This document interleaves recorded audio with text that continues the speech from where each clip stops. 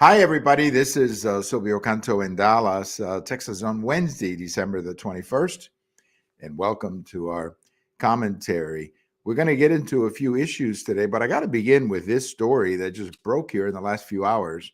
And that is the death of Franco Harris. For those of you who are NFL fans, particularly Pittsburgh Steelers fans, or more specifically, I should say, the NFL in the 1970s. Franco Harris was the running back for the Pittsburgh Steelers, the team that won 4 Super Bowls in the 1970s, considered to be one of the greatest teams ever. And he was the running back, and he was a great player, a great player. And of course, he was involved in perhaps one of the craziest plays in the history of the NFL. And that's what is known popularly as the Immaculate Reception, because you got to watch the video. I mean, there's impossible to explain it, but you got to watch the video. Terry Bradshaw, the quarterback, throws a pass. The pass actually hits one of the Raiders. Okay, so it would have been an incomplete pass. It hits one of the Raiders. It comes back to the hands of Franco Harris, who runs it in for a touchdown. I mean, it's an unbelievable play. Some people say it was an illegal play. I don't know that much about that, but it was nevertheless one of the most incredible plays in NFL history, particularly on television, because this would have been a very different play had it been on the radio. It would have been very difficult to describe on the radio, and much of the country would not understand the play. But you got to watch the video to really see how incredible this play was. So Franco Harris, who went to Penn State University and who was the running back, the prominent running back of the Steelers in the 1970s when they won 4 Super Bowls. They defeated Dallas twice. I remember that. Anyway, he passed away at age 72. It's quite a shock. I had no idea that he was ill. I had no idea that he was sick. It just came out of nowhere. So rest in peace, Franco Harris. And I think you're going to be probably watching a few videos of that incredible play from the 1972 season. Franco Harris passed away 1950, 2022, 72 years. Amazing life, amazing player. Well, let's talk a little bit about some of the issues. I want to talk about what's happening on the border. There are a couple of theories, if you will, about what's happening on the border, a couple of ideas blowing in the wind, as Bob Dylan would say. And I want to talk about a couple of them. The first one is that this is a calculated move or calculated decision by the Democrats to basically bring all these people into the country, and years later you register them as Democrats. That's the calculation that many people say the Democrats are making. The other theory is that they've lost control of the situation. That all of this talk about sanctuary cities and immigration and open borders, all of that sounded real good in the campaign or in theory, but when you actually implement it, it's like the story of the kid who opened the door to the stable and all the horses ran out, and now he doesn't have a clue of how to bring the horses back in. So those are the two theories, that this was a calculated plan and that they simply lost control of the situation. I think they lost control of the situation. That's what I think is happening. I just don't think they understood how complicated this topic was, and I don't think they thought through all of the unintended consequences of opening the border. When President Biden came in, he inherited a situation on the border that was basically based on two things. Title 42, which was a policy that President Trump implemented. It is something that we've used in the past, but President Trump brought it back into the mix by simply saying Title 42 will close the border to people coming in the middle of a pandemic. Made a lot of sense because you were able to keep people away on the basis of, hey, we got a pandemic, we cannot take people that we don't know. Title 42, that's one. The other part of the Trump policy was remain in Mexico. Remain in Mexico means that if you're on the border and you want asylum in the United States, you have to remain in Mexico until the judge takes a look at your case and says, okay, you qualify or you don't qualify. What both of those two Trump policies did was that they stabilized the border. It didn't end illegal immigration. It didn't end the illegal crossings. That's always going to happen when you have a huge border. But what Trump did was basically he brought it under some kind of control. So, you would at least be able to manage the situation. When President Biden came in, he took away Remain in Mexico, and they're now in the process of they want to cancel Title 42. What are they going to replace it with? Nobody has a clue. So, they thought they were going to do this for purely political reasons because they promised it during the campaign. We're going to be different than Trump. We're going to be more humanitarian and so on and so on. But the net result is that they've opened the border. And now you have a situation where thousands of people all around the world are showing up in the U.S.-Mexico border saying, I want to ask for asylum. Oh, okay, come right in. Wait your turn. Well, it's an impossible situation. It cannot be managed. And that's what is going through right now. Now, the latest, of course, is that the Supreme Court Chief Justice Roberts extended Title 42. And I believe that, as I heard this morning, that the Biden administration would like to extend Title 42 for another 30 days, I guess, while they come up with a plan. The bottom line is that they have no plan. They don't have any idea. And now the criticism of the Biden administration is not coming from Trump or from Republicans.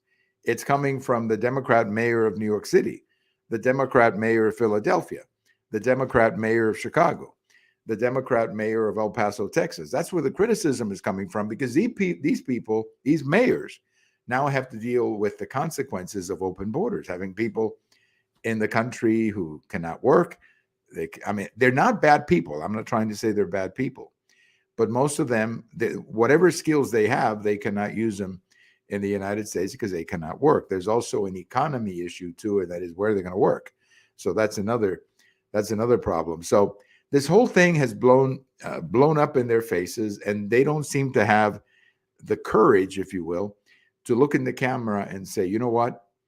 We blew this thing. We made a mistake. We're going to go back to Remain in Mexico, and we're going to put Title 42 back on. That's what they should do. At least that will fix the problem for the time being. But what we have on the border is purely chaotic. Go down to El Paso, Texas, or just watch videos from El Paso, Texas. It's just, you cannot manage a border in that fashion. You just can't. And the media is finally starting to cover it because they have no choice. They have to cover it.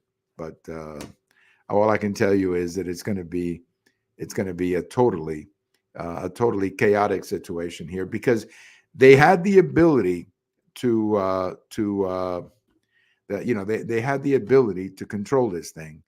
You're never going to do away with it, but they had the ability to control it, and they lost control of it. And that's what I think happened. They just completely lost control of the situation. So all I can tell you is it's going to get crazy. Well, the January 6th committee, as you probably know, terminated its existence, not its existence, but at least it put out a report. And I think they're recommending to the Department of Justice that they, go after President Trump with some criminal charges. What's interesting to me is that the Senate Democrats, there's an interesting article today that came out in a magazine called The Hill. Now, I don't know if that's a print magazine or just a website. I think it's a website called The Hill. It may have been a print magazine at one point, but it's read a great deal. It's read in the Washington, D.C. area, and certainly in the Congress. And they have an article today saying that a lot of Senate Democrats want to slow down all of this prosecution against President Trump. And it's not because they love Trump, but because they think that this kind of thing could backfire on the Democrats politically, but also expose future Democrat presidents to prosecution. And that makes a lot of sense to me. There's a reason in American history why we have not gone back and prosecuted former presidents. We more or less say, okay, you're out, go away, retire, and we're going to leave you alone. But that, of course, changed a little bit with President Trump when his home was raided. Well, not raided, that's probably not the right word, but when the FBI showed up at his home with a warrant, so it was not a raid in that sense, but they showed up with a warrant to look at some of his documents. And that really changed the political equation for the future, because we now have a precedent where the FBI can do something like this. And a lot of Democrats are worried that this is going to backfire, especially with investigations coming up of President Biden and his son. I mean, a lot of that could get very interesting if all of a sudden something comes up. Also, you got this Facebook and Twitter and all of that, and the FBI.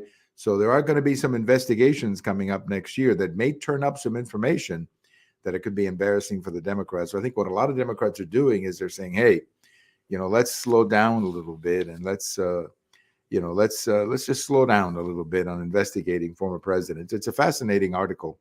It's over at The Hill.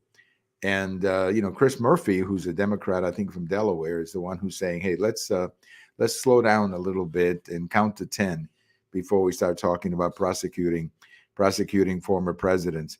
If you've been following the news out of South America, you know that they've had a change of president in Peru. A president was impeached. A new one came in. And now Peru and Mexico, I have a post about this coming out tomorrow.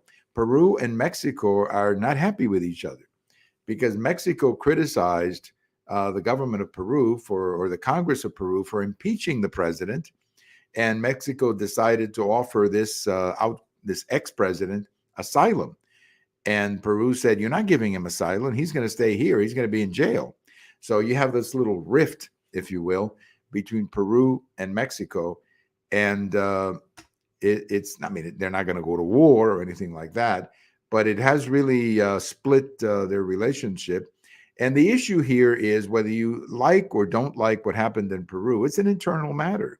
The Congress in Peru acted within the Constitution of Peru, and they impeached the president who was violating certain rules, certain laws in Peru, and they replaced him with the next in line, the vice president.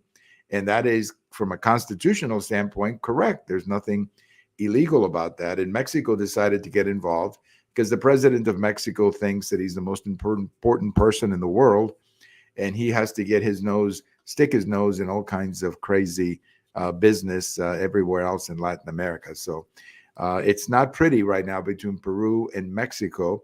And Peru just told the Mexican ambassador he's got 72 hours to leave the country, and they're not going to shut down the embassy, but I assume that Mexico will do the same thing. So I don't think that these two countries are going to be sending each other Christmas cards this year. I have a feeling that that's not going to happen between these two countries. What's interesting about this is that Mexico has had a history of not involving itself in the affairs of other countries. Mexico has always had that policy. We don't get involved. We don't comment. It's your business, your country. You do whatever you want to do, and you don't get involved in our country. And all of a sudden, Mexico decided to get involved in a Peruvian situation, and they're not happy. They're not happy in Peru whatsoever. And you know what? I don't blame the Peruvians here, because Mexico had no business getting involved in this. You can dislike or like whatever Peru did. That's an honest debate. But Mexico has no business criticizing what they did in Peru. Well, we close with a little note on this day in history. This is a very sad note. On this day in 1988, that makes it 34 years ago, Pan Am 103 was blown up over Scotland.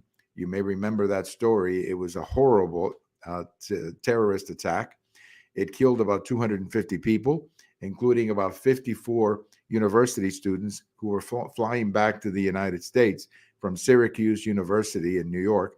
They were flying back to the United States after having spent, I think, a year or so in Scotland, and they were flying back.